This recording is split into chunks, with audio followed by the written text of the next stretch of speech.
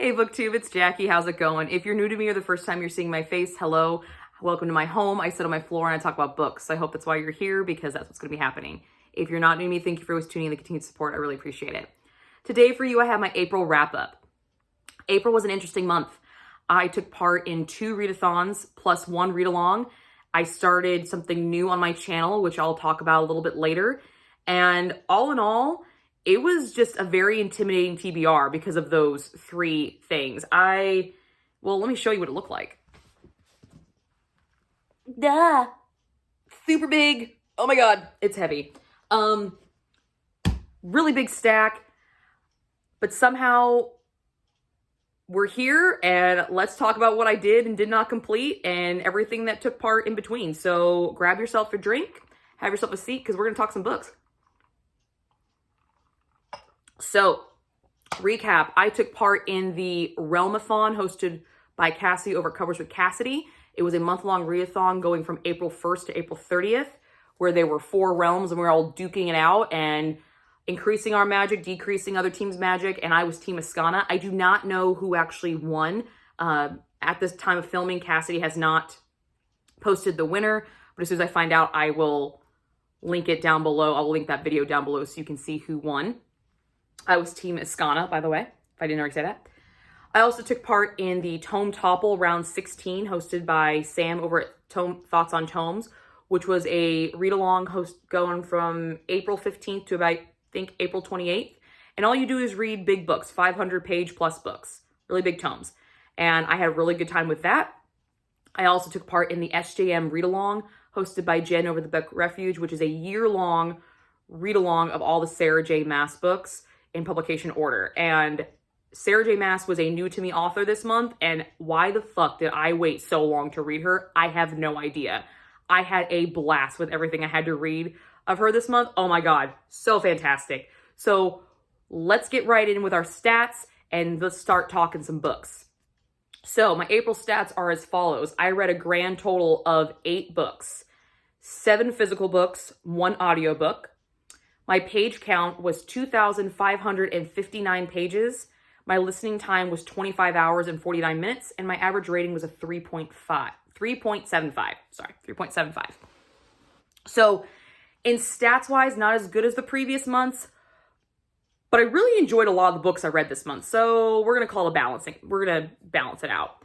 So the only book I did not touch, start, even get near was Ted Decker's 80/30. This was my TBR jar challenge that I personally draw out of my little poisoned apple mug here.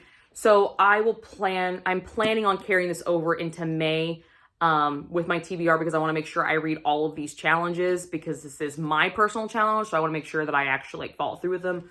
So I do plan on carrying this over very, very soon and into May. Now, I did, however, start 2 books, but I have not finished, so they will be carrying over into May as well, because I'm in the middle of reading them. The first one is A Tenant of Wildfell Hall by Anne Bronte. I'm currently listening to this on audio. I know I said I wouldn't listen to my classic books on audio, but this one's a lot different. I actually really am enjoying my audio experience with this book right now, and it's really, really interesting. I am in about 65% of the way through. I am in the second POV, point of view part of the book, where I'm actually in Helen Graham's, our female protagonist's, diary entries that she's reading about her past life and what it was like with her husband, who was very verbally abusive, gaslights the crap out of her, just kind of an all-around jerk and an alcoholic and just a bad person. And the gentleman who is reading her diary is Gilbert Markham, who has feelings for Helen, but doesn't understand why Helen won't reciprocate the feelings until she gives him this diary. And then he finds out her past and why she's very, very timid about starting up with anybody. Completely understand why. So like I said, I'm about 65% of the way through, so there's still a lot to the story left, but I am enjoying what I'm reading so far, and I think that this book might override Wuthering Heights. Like, I think Anne Bronte might now be my new favorite Bronte sister. Granted, I have not read Charlotte yet, but right now I like her more than Emily. The next book that I have started, but I have not completed, was my Buzzword Challenge book of A Little Life by Yana Hanagahara. I am not anywhere in this book where I want to be. I'm 10 pages into this, people. 10 pages, that's it. So I will be carrying this over as well because I want to make sure I read all of those challenges too, because it's something I personally set for myself and I would like to get it done. And this book, I've been told, is fantastic, but I feel like this is going to take some dedication, and I waited too long to get to it in the month. I should have read it a lot sooner, I feel like. But I do plan on continuing with it into the month of May.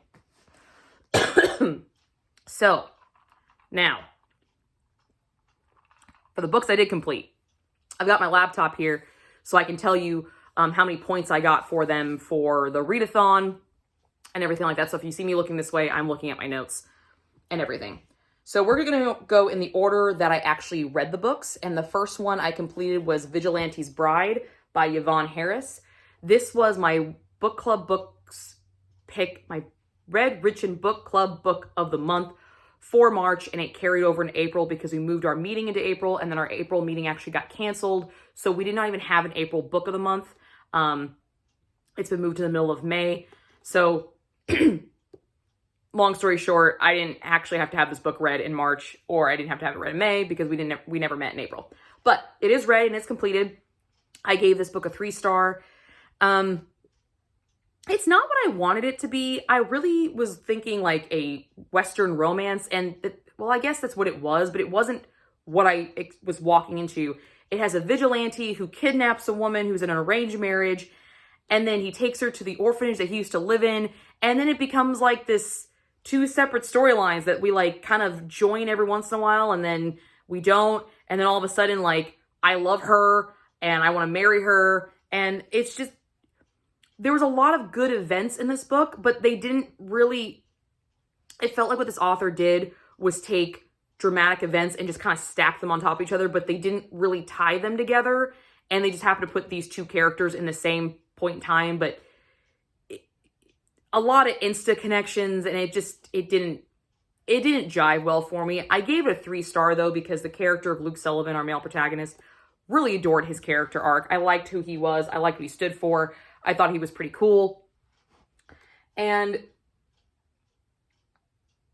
I like what he did. I wanted more of him. I could give a crap less about Emily, like the female protagonist. I didn't really like her at all, but I gave it a 3-star. I would not recommend this book. Just saying. But if you like choppy Western romances, then maybe give it a shot. And for that book, I was able to increase my magic by 5 points. 5 points to Iskana for that book.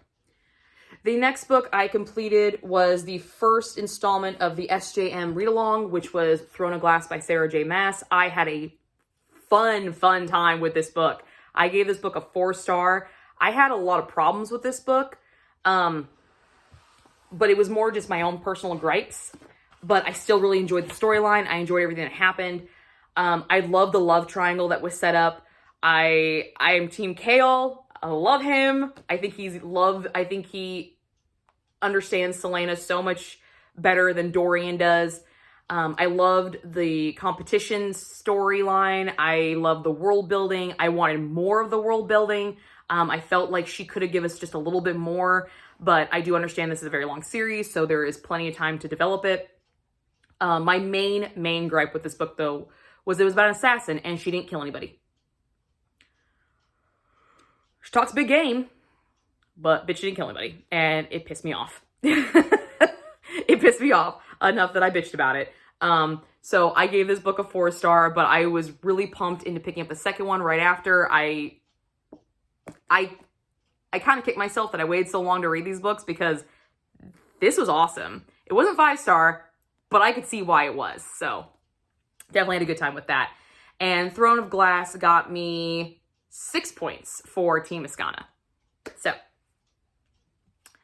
the next book I completed was the novella from Assassin's Blade. I also had to read this for the SJM Long, and that was Assassin the Pirate's King. I gave it a 4-star as well. I liked Selena in this story a lot more than I actually did in this one. This one I felt she was kind of bratty, and this one I felt she was a little bit more... she was more of an assassin, more of a pictured assassin to be. She was manipulating, she was making plans, still didn't kill anybody, but yeah, she did a kick-ass job with it, and it was only a little 70-page novella, so I did enjoy it, and it benefited this story some, but I could see why you didn't actually have to read these, because the Assassin the Pirate King is mentioned like one time in this book.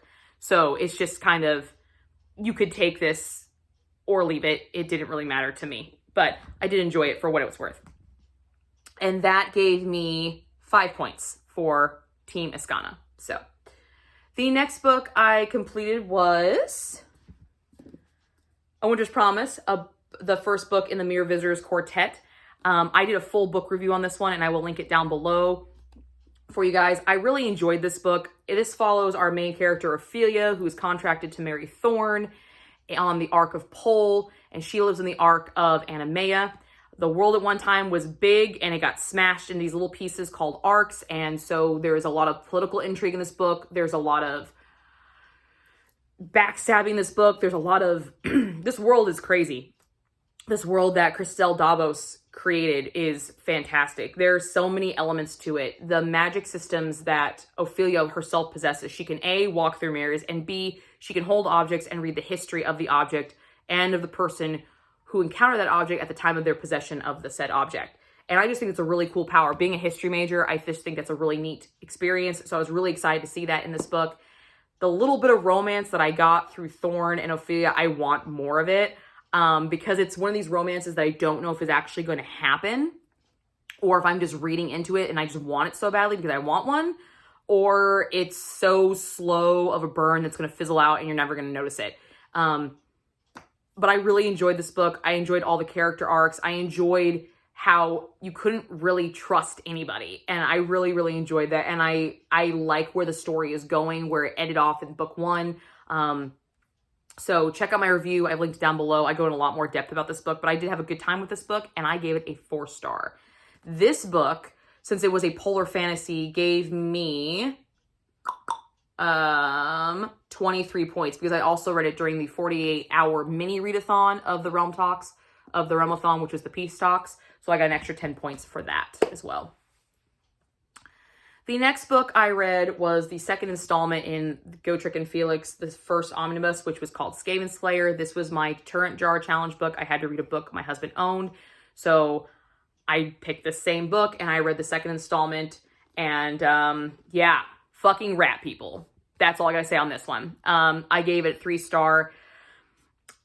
We learn a lot more about Felix in this book. So I was kind of excited about that, but he's fighting rat people. He is fighting the RUSs from The Princess Bride, rats of unusual size. He's fighting these fuckers, all right? Every time I read this book, every time I read about those Skavens, this is what I saw. And I just couldn't get past it because I hate rats. I'm just like, oh God.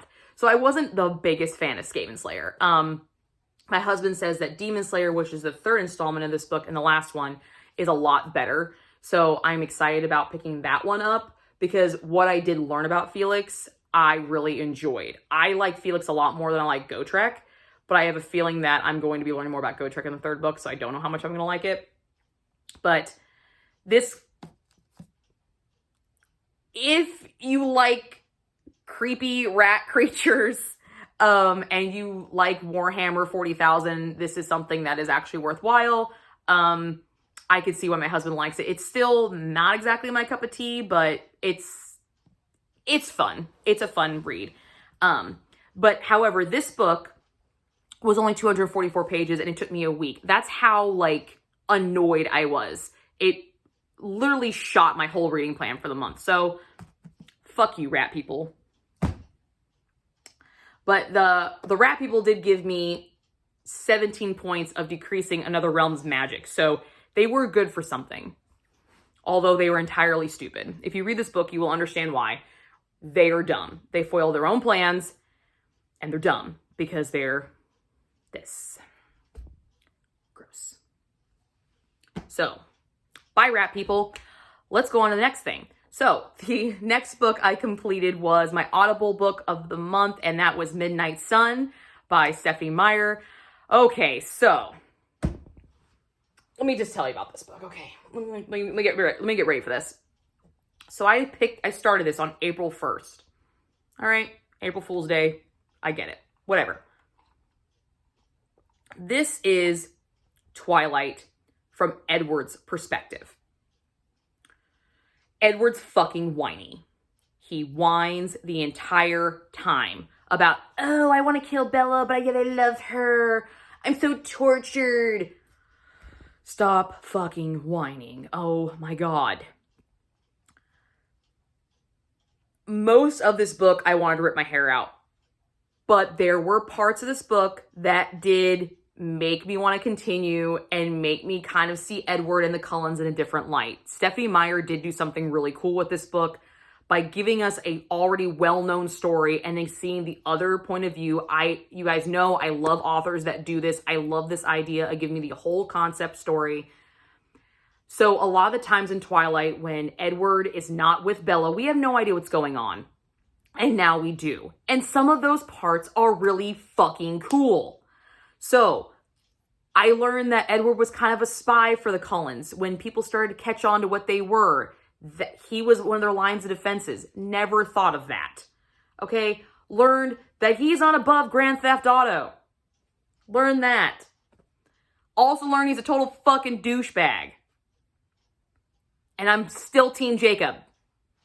Still. This book did not convince me otherwise. So, I did not do a review on this, but in my weekly wrap-ups, I go into full detail on it. So I will link my whole weekly wrap-up playlist down below, and you can see a whole breakdown of Twilight. If you'd like me to do a review on this, just let me know. I will do a whole Twilight review of Midnight Sun. So, but Edward whines a lot. Midnight Sun got me 9 points to boost Iskana's magic ability, and I gave it a 3-star. Yep. But I am completed the Twilight Saga. I have read every Twilight book out there. I can check it off my list. And I already know Stephanie Myers is not going to write the remainder of the Twilight Saga from Edward's perspective, which kind of fucking annoys me because he has to cop to some shit. And I want him to own up to it. I want him to admit that he's an asshole, but he's not going to. So, just how it is. I'll just have to secretly love and hate the movies in my own personal time. After I finished Midnight Sun, I picked up Malice. And I am happy to say I finished this book, Malice by John Gwynne. I can check this off of my Want to Read in 2022 list. So that is another book off that list. I'm super pumped, and I cannot believe I waited so long to read this book. This book was fantastic. It was only a 4-star because I wasn't hooked to where I couldn't put it down until like halfway through the book. I had to get almost halfway through the book to get to that point. But once I was, there was no going back. I was in it for the long haul. Get the hell away from me. Leave me alone. I need to find out what happens. This is a multi-point of view book. Follows, I think, like 10 something characters, all different parts, and then they all interlink. And some people never link up. They just kind of pass each other. So I know they're going to be linking up hopefully later in the rest of the series. Oh my God, it was fantastic. There was an animal companion. Storm is like my new favorite dog. Oh my God, I love the Wolfen. I think she's adorable. There was one time where I was a little uncomfortable with the book because of this animal cruelty segment, but the rest of the book made up for it. And John Gwynne is definitely one of those authors you gotta watch out for. You cannot trust his characters. You cannot hope for his characters. You cannot hold on too tight for his characters. And I love an author that's not afraid to just cut loose and do some shit. And this guy is definitely one of those. And I'm so happy to say that this book is good as the cover, because that is one of my biggest pet peeves when a cover looks awesome and the book sucks. This does not suffer from that. This book was excellent, and I cannot wait to start the rest of the series. And I am kicking myself that I waited so long to read this book. But it is done. It's complete. I loved every single second of it. Definitely, it should have been a 5-star, but I couldn't give it a 5-star because it took me so long to get that hooked. I knew I would get hooked, but I was starting to get a little worried because I was halfway through the book before I got hooked. But a lot of people say that that's how this book is. The rest of the series is not, so I'm hoping that the rest of the series is going to be 5 stars all the way. I hope it's a 5-star series for me. Super, super pumped. But yes, it is done. And the last book I read and completed this month was Crown at Midnight by Sarah J. Maas. Oh, by the way, Malice, I got 23 points to boost Iskana's magic, by the way. Sorry. Anyway, Crown of Midnight. Holy shit. Oh my God. So after I read this book, I went back and watched my weekly wrap up of Throne of Glass just to see, just remember what I said.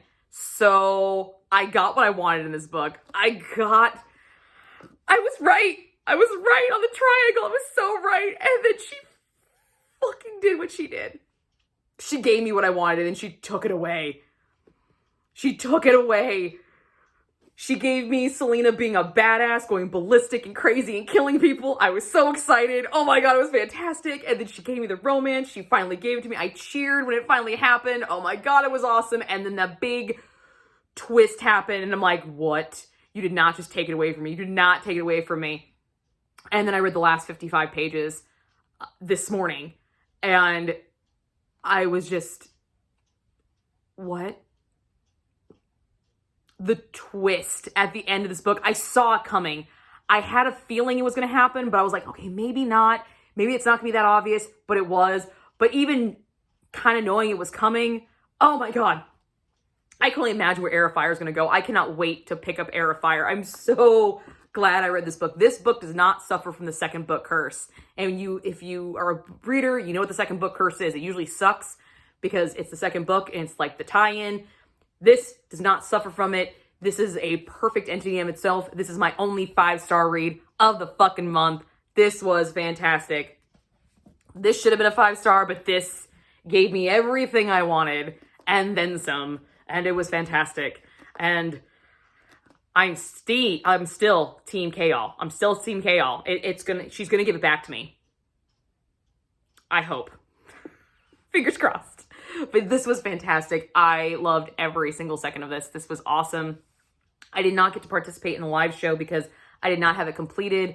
I watched the first 10 minutes of the live show and I realized they were to spoil it. I'm like, no, don't spoil it for me. Don't spoil it for me. Because I was not at the big climax part. And I'm like, oh my God, when it happened, so glad. I feel bad I missed the live show, but I'm so glad that I did not let myself get spoiled because that was fucking perfect. Oh, it was so freaking good. Oh my God. And this gave me, this was one of the few ones that gave me decreasing point values. Let me see. What did it give me? My thing's not wanting to move over. This gave me negative 18 points to another team. So Selena did some damage to another team for me as well. Yes. That is everything I read this month and what I am still currently reading. I had a great reading month. I'm very happy with a lot of these. Crown of Midnight, Malice, Winter's Promise, Throne of Glass. All of these are fantastic. These were my highlights of the month. I love them. I had a great reading month and I'm super pumped about May. So, little fact, May is my birthday month. So, we'll see how this goes with my drawings. But since I did not complete my TBR, I will be drawing out of my husband's jar. So, we're going to do that now and see if, I draw the book that he owns again. Because that'll be the third time in a row. And it'll be fitting because I will just finish Gotrek and Felix. So, let's shake this up and see what I get.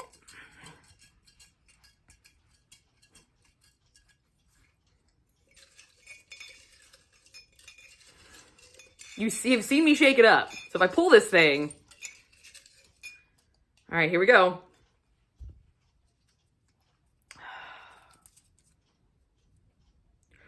Are you fucking serious? Are you? Oh my God. I think he's doing this. I think he literally took them all out and put this in here. I'm not shitting you. A book your husband owns. Oh my God. Oh my God. I'm taking this out this month. It's not going back in. Fuck that. Oh my God. Why? I don't want to read about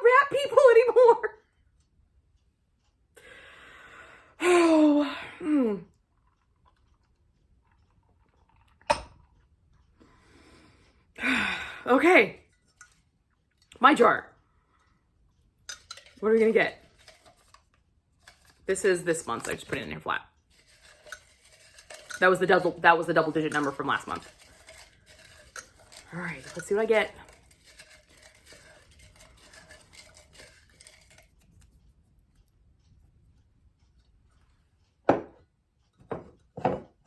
Face the right way.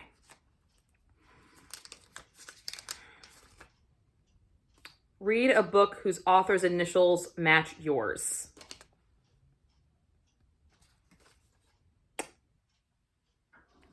Okay. I don't think I have any books that have JK as the initials. So we're gonna find out.